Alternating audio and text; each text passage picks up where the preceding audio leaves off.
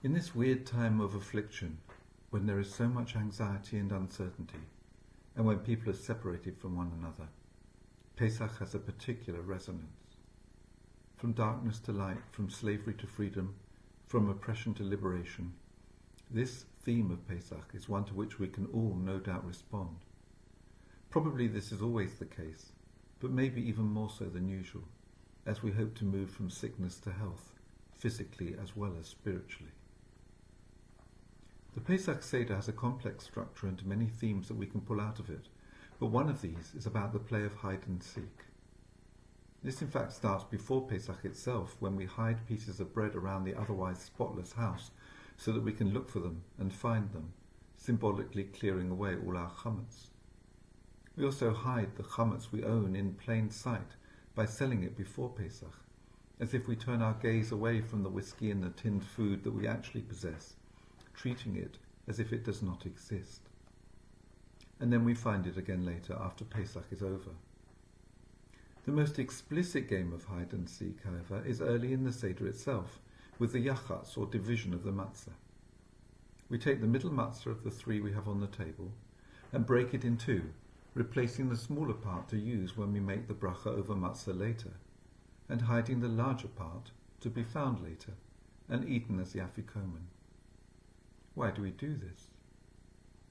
Amongst the many explanations, probably the most persuasive is that it symbolizes the two aspects of matzah, both bread of affliction and bread of freedom.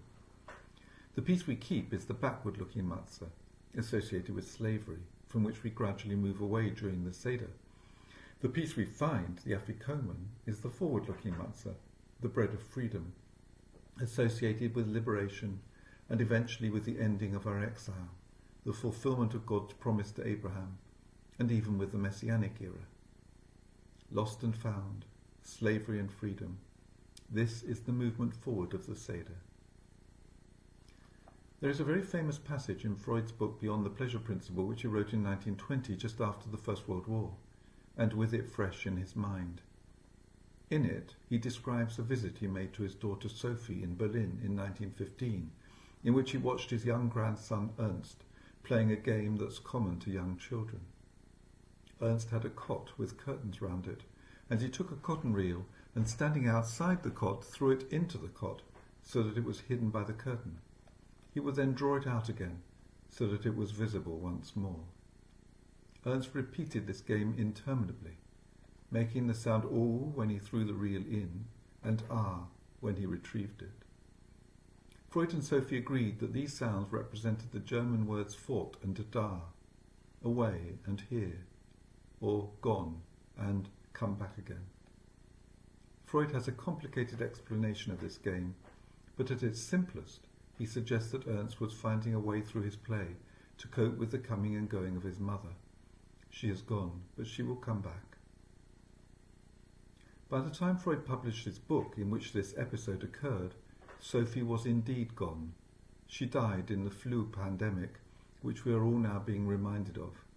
A terrible death of this young woman, pregnant with a third child, who was carried off in 5 days. Freud never fully recovered from the loss, though he relegated it to a footnote in his book. Time did not diminish it, and there was little comfort to be found. He was not one to pretend that everything was all right. But it's also the case that he did not change his view that for every fort there might be a dar. The whole story is one of loss and recovery. The Pesach story has absolutely that structure. Given its generally celebratory atmosphere and the fun of the Seder, we might forget that it starts in oppression and suffering, but where it ends is in the hope of a better future, in which we reconcile ourselves with the experiences we've had and then move on. Let's hope that this year Pesach will mark the turning of the tide against this horrible threat, and that by the end of it we will be well on the way to finding the afikomen and coming back again, that is, to regaining the threads of our lives and making a safe and healthy future for us all.